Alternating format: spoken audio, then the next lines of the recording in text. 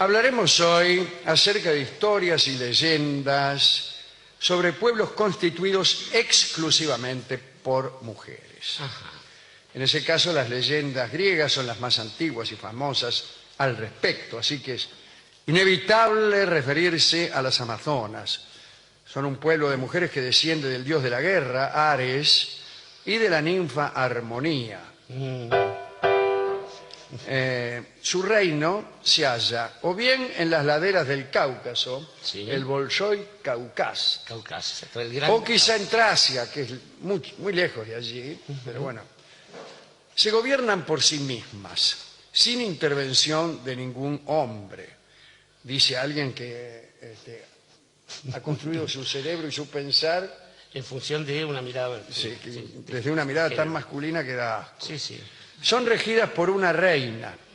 Solo toleran la presencia de hombres como criados para los trabajos serviles o en ciertos momentos para perpetuar la raza. Según algunos, parece que mutilaban a los hijos varones al nacer y los volvían ciegos o rengos, o a veces los mataban redondamente. A sus hijas mujeres les cortaban o quemaban un seno, para que no les estorbase en la práctica de la arquería o el manejo de la lanza. Esa costumbre explica su nombre. Amazonas significa las que no tienen seno. Su pasión principal, desde luego, era la guerra. Las amazonas aparecen como protagonistas en varios episodios de los mitos griegos. Uno de ellos, por ejemplo, es el de Teseo. Un día Teseo, el héroe de Atenas, fue al reino de las amazonas en compañía de su camarada Piritoo. Y fue también con algunos otros amiguetes de la misma calaña. Las mujeres, complacidas por la llegada de aquellos guerreros apuestos, no ofrecieron resistencia alguna, porque estaban justo en una de esas épocas en las que no buscaban sirvientes. ¿O sí? Una de las muchachas, llamada Antíope, recibió a Teseo con regalos. Este paquete de pastillas para usted, Teseo. Era hermosísima. Al hombre no le interesaron demasiado los regalos, pero sí la mena. Dejó por ahí los paquetes de pastillas y le invitó a conocer su barco. ¿Quiere conocer mi barco?, dijo. Y apenas Antíope puso un pie en cubierta, Teseo levó anclas y se la llevó. Antíope tenía una hermana, eso sí, llamada Hipólita, quizá la más famosa de todas las amazonas. Hipólita juró vengarse de Teseo. Al poco tiempo, un gran ejército de amazonas comenzó a perseguirlo por todos lados. Lo corrieron desde el Bósforo hasta la mismísima Atenas. Bueno, al principio Antíope esperaba ansiosa ser rescatada, pero al poco tiempo vio cómo es. Se enamoró de Teseo y se casaron, porque allá enseguida formalizaban. Por fin un día, Hipólita alcanzó al raptor de su hermana y Antíope, en vez de escapar, enfrentó a su pueblo poniéndose del lado de su esposo, por decirlo de esa manera. En la lucha fue alcanzada por una flecha y murió al instante. Teseo, lleno de ira, sintió que se le despertaba la tanada.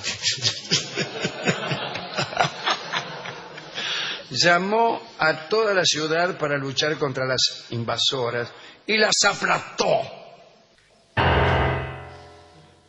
Esta fue la primera vez que los atenienses hicieron frente a una invasión. Voltaire dice que el reino de las amazonas no es más que una ficción poética, como casi todo lo que la antigüedad refiere. Sin embargo, algunas crónicas de la Edad Media y otras más cercanas dan cuenta de ciertas regiones pobladas solo por mujeres. A partir de la mitología griega se les da el nombre de amazonas a todas las mujeres que viven como tales. Es decir, sin un seno y tirando flechas y haciendo la guerra. Algunos viajeros famosos tuvieron la suerte de encontrarse con ellas en distintos lugares del mundo. En el siglo XI, el cronista hamburgués Adam de Brema escribió que en el mar Báltico existían varias islas pobladas por salvajes mujeres que los navegantes evitaban. Eran mujeres temidas. Se decía de ellas que concebían con el solo hecho de beber agua. Otros creían que lo lograban tratando con comerciantes que llegaban ocasionalmente a aquella región, o bien con prisioneros que tenían a tal efecto. Parece más creíble. Sí, bebiendo un vaso de agua después. También solían copular con monstruos, dice Brema, que no eran raros por esas costas. Cuando nacía un niño, ¿Cuál? Barton, se transformaba en un sirviente. En cambio, si se trataba de una mujer,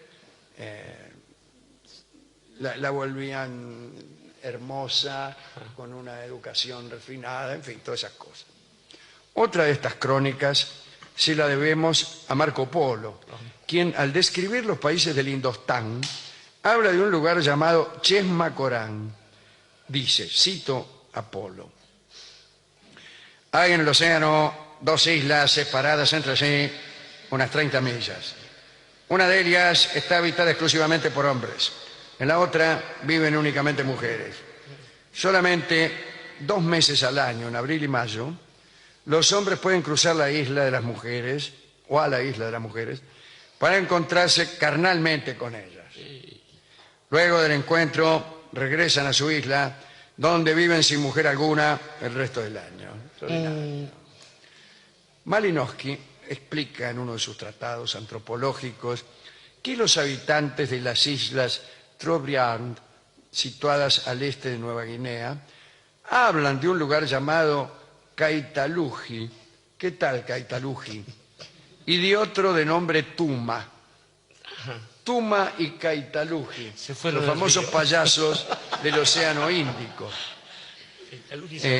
Estas islas están pobladas únicamente por mujeres lascivas. Su apetito sexual es tan desenfrenado que sus excesos ocasionan la muerte de cualquier hombre que por azar llegue a sus costas.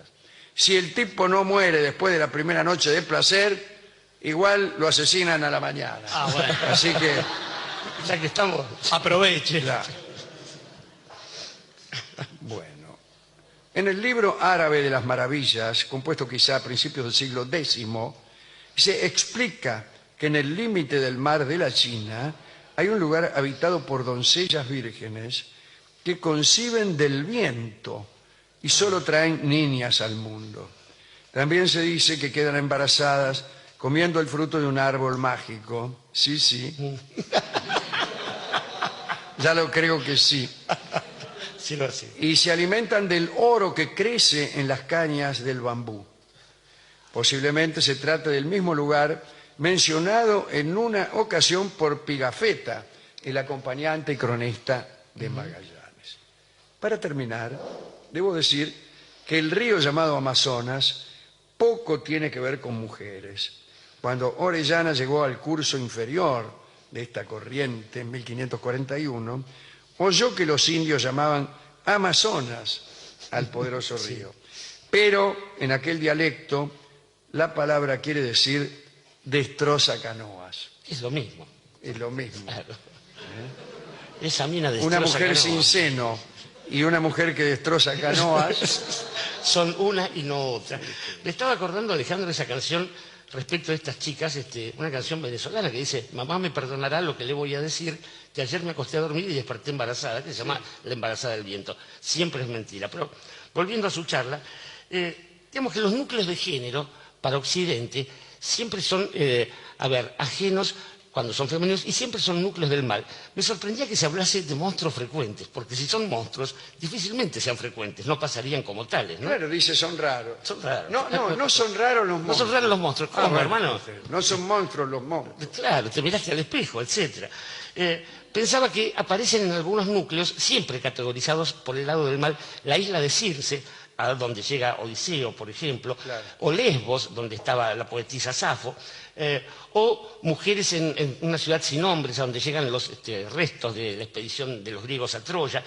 Las vestales también, que circulan por allí con una especie de castigo a ese respecto. Y también pensaba en chistes ulteriores, como La guerra de las mujeres, de Alejandro Dumas, o algo que no tiene ningún grado de gracia, que fue lo que produjimos, argentinos, brasileños, uruguayos en el Paraguay, dejando casi una población solamente de mujeres.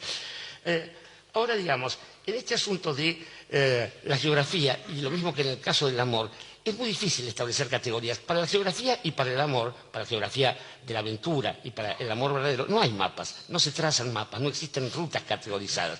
Para consolarnos a los varones que andamos por el mundo de eso, es que se escriben canciones. Y entonces se trata de dar una idea que siempre es falsa acerca de cómo se construye la relación entre el paisaje y las mujeres. Como quien dice, morochas de Washington, pelirrojas de Georgia, castañas de Ohio y finalmente rubias de New York. Y Rubias de Nueva York es el foxtrot que escucharemos ahora en la voz de Carlos Gardel.